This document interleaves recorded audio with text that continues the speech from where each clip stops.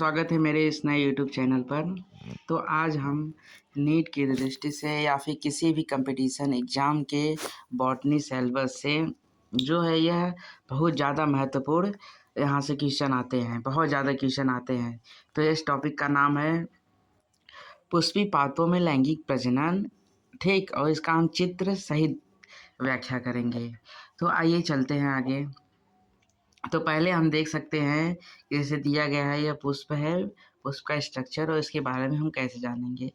अगर इजी तरीके से देखें तो हम इसे दो भागों में अगर हम बांट दें, जैसे पुष्प और उसके जनन अंग इधर बांट दें और पुष्प की प्रमुख प्रक्रियाएं जो उसकी प्रक्रियाएं होती है वो, तो हमें पढ़ने में भी आसान हो जाएगा।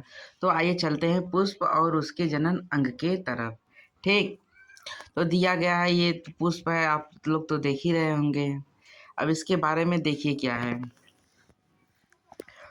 पुष्प एक रूपांतरित प्ररोह है। इसके चार मुख्य भाग होते हैं, दलपुंज, पुमंग और जयांग, ठीक। दलपुंज क्या है? दलपुंज जो है ये पत्तिये है, पत्ती की तरह दिखता है, उसे दलपुंज या कोरोला कहते हैं, ठीक है। अब इसमें भी जो है यह दो भाग में बटा है, नर जनन अंग जिसे पुमंग कहेंगे, मादा जनन अंग जिसे जायांग कहेंगे, ठीक। अब नर जनन अंग में क्या होगा? नर जनन अंग जो है वह पुंकेसर है जिसे स्टेमन कहते हैं।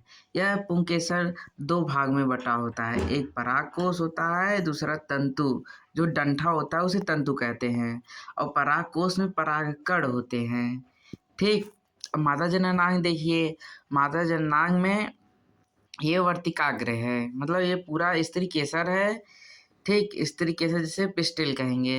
अब सबसे ऊपरी भाग को वर्तिकाग्र स्टिग्मा कहेंगे, यहीं पर निषेचन होता है, और उसके नीचे को वर्तिका स्टाइल कहेंगे, और अंडाशय और बीजांड, जो बीजांड होता है आगे चल के बीज बनाता है, ठीक। इतना आप देख लिए। अब इसका स्ट्रक्चर देखें तो स्ट्रक्चर से तो ये जो है ये पुमंग है, ये जयांग है, ठीक। और यह बादल पुंज जो बाहर हरे भाग होता है, यह बादल पुष्प को प्रकाश संश्लेषण के दौरान सहारा भी प्रदान करता है, और ये बादल पुंज है जिसे हम लोग कहते हैं ना, ये पत्ती मतलब फूल पत्ती, ठीक, फ्लावर नहीं। तो आइए अब हम देखते हैं, स्टार्ट करते हैं यहाँ से, जनन की प्रमुख प्रक्रियाएं। अब प्रक्रियाएं क्या क्या होती हैं, किस तरह से यह पुष्प जनन करते हैं, नए पुष्प का निर्माण करते हैं, निषेचन कैसे होता है, ये सब इसमें हम लोग देखेंगे, ठीक। तो ये क्या है? ये जो है ये परागण है, परागकण है, सॉरी, यह जो है ये सब परागकण है, ठीक है। अब ये परागकण कहाँ पाया जाएगा? यहाँ परागकोश में परागकण होते हैं। तो ये जब ये परागकोश फटेगा, परागकण निकलेंगे, तो क्या होता है देखिए आगे। परागकोश फटा, परागकण निकले बाहर, ठीक।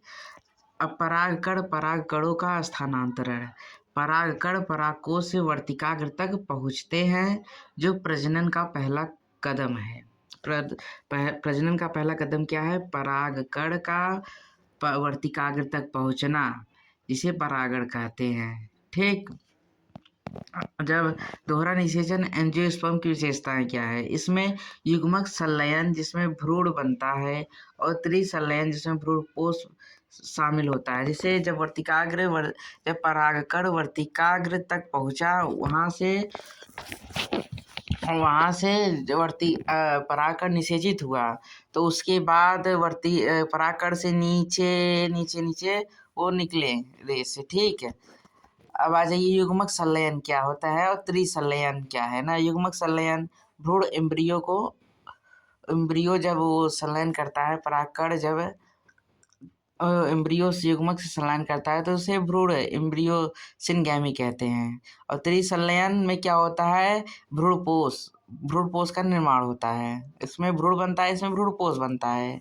अब निषेचन के बाद उत्पाद क्या होता है? निषेचन के बाद उत्पाद बीजांड बीज में और अंडाशय फल में विकसित हो जाता है। अंडाशय फल में विकसित हो गया और बीजांड बीज में विकसित हो गया, ठीक, तो आज हम पूरा देख लिए पुष्पी पादपों में लैंगिक प्रजनन कैसे होता है, क्या क्या अंग है।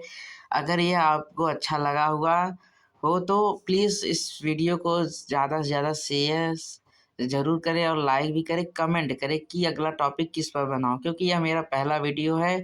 कोई गलती हो तो प्लीज़ क्षमा कीजिएगा। Okay bye.